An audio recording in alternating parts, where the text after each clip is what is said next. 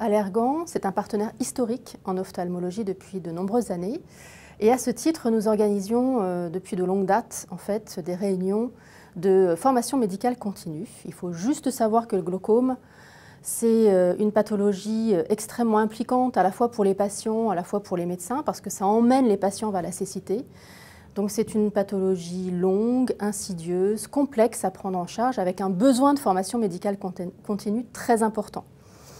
Il faut quand même bien avouer que les formations que nous prodiguions il y a quelques années commençaient à vieillir, de par leur format, des choses qui étaient très classiques avec un orateur, un slide kit, donc une réunion très conventionnelle et académique.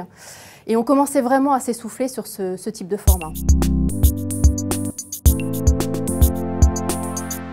On avait ce cahier des charges de se dire on a besoin de quelque chose de très ludique. On a besoin d'être au plus proche des ophtalmologistes, de leurs préoccupations, de leur quotidien. Et puis on s'est dit une chose aussi très simple, c'est que finalement quand on réunit des ophtalmologistes le soir après une journée, on va dire, très chargée, de moins en moins d'ophtalmos, de plus en plus de patients, des consultations bondées, eh bien les ophtalmos, ils ont envie d'une chose, c'est d'échanger leurs pratiques, d'échanger entre eux, plutôt que d'avoir, entre guillemets, à subir un topo très académique, même si l'orateur est brillant. Voilà, on souhaitait quelque chose de beaucoup plus vivant, de beaucoup plus interactif, de très innovant aussi. Donc ça a été vraiment ce qui a généré et fait mûrir cette réflexion pour aboutir à un nouvel outil qui est l'outil EyeProgress.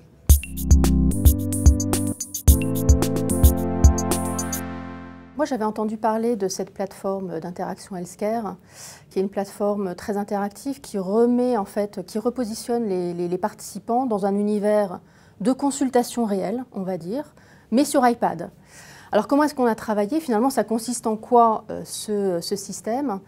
On recrée les conditions d'une consultation normale, c'est-à-dire qu'on va suivre un patient consultation après consultation. Donc, vous pouvez voir le patient en salle d'attente, vous pouvez voir le patient qui arrive dans le cabinet d'examen, le cabinet médical, avec tous les appareils qui sont reproduits, les appareils dont dispose un ophtalmologiste, que ce soit une lampe à fente, un tonomètre à air, un OCT et j'en passe.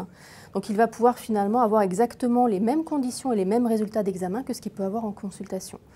Donc, ce qui est vraiment intéressant parce que ça permet de suivre le patient consultation après consultation, ça permet également de choisir des traitements thérapeutiques, ça permet également à l'ophtalmologiste de pouvoir prescrire aussi d'autres examens complémentaires, comme dans la vie réelle. La démarche avec cette plateforme EyeProgress est extrêmement intéressante puisqu'on se situe dans une démarche qui est complètement différente. Si on regarde ce qu'on faisait auparavant, on avait un orateur avec une présentation très académique qui donnait plutôt des conseils sur une situation clinique donnée. Quand on regarde ce qu'on peut faire avec EyeProgress, on est dans une démarche pédagogique qui est plutôt une démarche apprenante. L'objectif, c'est plutôt de s'adresser aux médecins qui sont autour de la table et de leur demander ce qu'ils auraient fait dans la situation clinique donnée, dans le cas clinique qui est adressé. Donc finalement, ça fait réfléchir tout le monde et l'objectif, ce n'est pas de donner des conseils sur ce qu'il conviendrait de faire, mais c'est bien d'engager le débat pour que chaque participant puisse échanger, demander conseil, pourquoi pas, mais surtout confronter sa pratique avec la pratique de son confrère.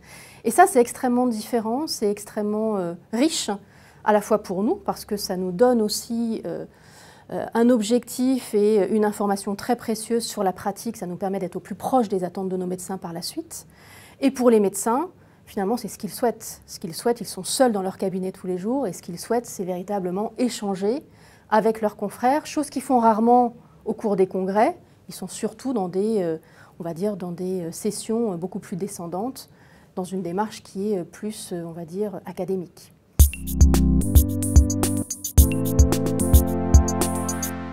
Les chiffres parlent d'eux-mêmes, puisqu'on a lancé ce programme il y a maintenant 6 mois.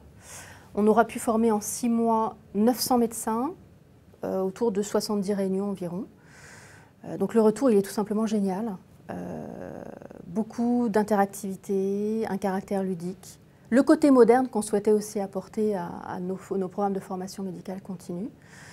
Alors il est important de bien former les orateurs, bien sûr, pour qu'ils se dédouanent aussi de toute la manipulation de l'outil, mais une fois que l'orateur a bien l'outil en main, j'ai envie de dire que c'est son talent qui fait aussi la différence. Et on a des réunions qui sont très intéressantes.